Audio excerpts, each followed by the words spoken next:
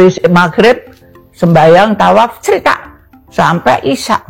Tuhan, saya sudah lapar Tuhan, takut adik saya nanti nyari. Itu yang namanya Mekah itu bisa sepi. Cuman aku sama Gusti Allah. Gak ada orang satu. Aku pulang, kamu tuh gimana tuh Mbak tuh kok gak dicari-cari? Orang bagaimana mau cari Mbak Ti? Orang penuhnya kayak goblok kowe. Itu tuh kosong. Ya mana ada Mekah kosong Mbak? Kosong tempilingan. Aku bilang gitu. Jadi di diri saya itu kosong, cuman aku sama Gusti. Assalamualaikum warahmatullahi wabarakatuh. Inna lillahi wa inna ilaihi raji'un. Telah meninggal dunia seorang aktris senior bernama Titik Puspa pada Kamis 10 April tahun 2025 sekira pukul 16.25 waktu Indonesia Barat di Rumah Sakit Medistra Jalan Gatot Subroto, Jakarta Selatan. Inna lillahi wa inna ilaihi raji'un. Telah meninggal ibu kami, eyang, mertua, Ibu Titik Puspa di usia 87 tahun pada 10 April 2025 pukul 16.25 waktu Indonesia Barat dengan tenang, dengan damai.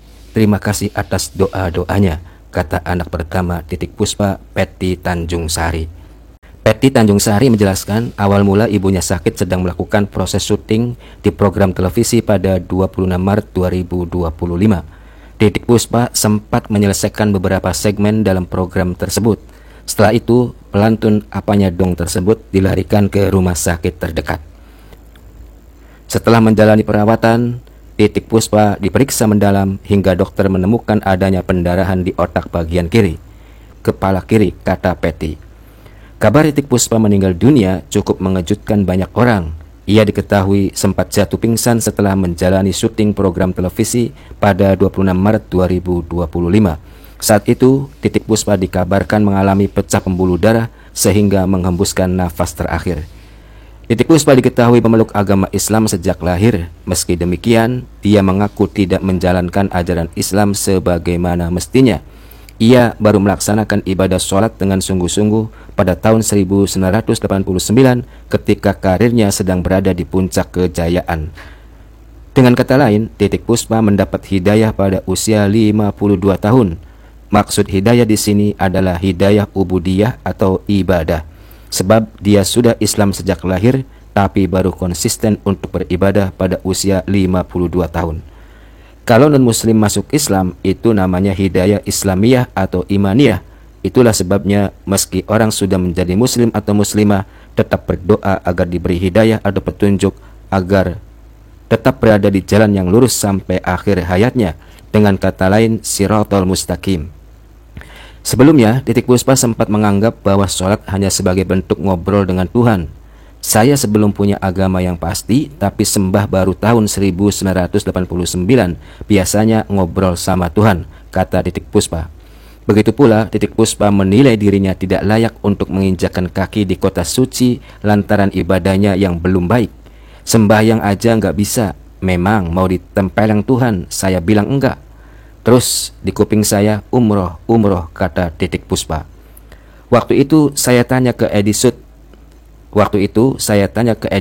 terus saya dikasih video belajar sholat, saya belajar dan bisa, lanjut Titik Puspa.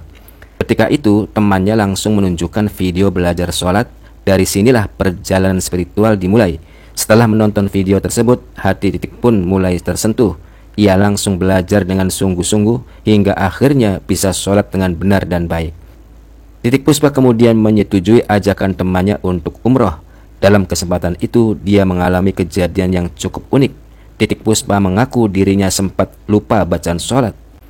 Lalu ada suara orang tertawa saat dirinya sedang mengeluh kepada Tuhan.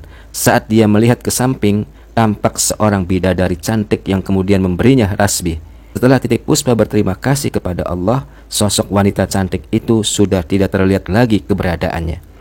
Pas sholat, saya tiba-tiba lupa semua bacaan sholat. Pas sholat, samping saya cekikan karena saya ngomong. Ya Tuhan, kok saya lupa semua, cerita Titik Puspa. Akhirnya ada bidadari cantik kasih saya tasbih. Terus saya ucapin terima kasih kepada Tuhan. Pas nengok lagi udah nggak ada, sambungnya. Titiek Puspa adalah seorang legenda musik Indonesia. Ia lahir di Tanjung, Tabalong, Kalimantan Selatan pada 1 November 1937. Nama aslinya adalah Sudarwati. Namun karena sakit-sakitan sejak kecil, keluarganya mengganti namanya menjadi Kadarwati, lalu ganti nama lagi Sumarti, sebelum akhirnya menetap pada nama panggung Titiek Puspa. Nama ini berasal dari nama panggilan sehari-harinya Titik dan nama ayahnya Tugeno Puspo Wijoyo, yang kemudian diambil bagian Puspa sebagai penghormatan kepada mendiang ayahnya. Demikian, semoga Titiek Puspa diterima segala amal ibadahnya, diampuni dosa-dosanya, dan ditempatkan di tempat terbaik sesuai kadar amal ibadahnya. Allahumma gfirlaha warhamha wa'afiha wa'afu anha wa nawwir qabraha binurika ya Allah ya nurun ala nurin fil arsyil azim. Amin ya rabbal alamin. Wassalamualaikum warahmatullahi wabarakatuh.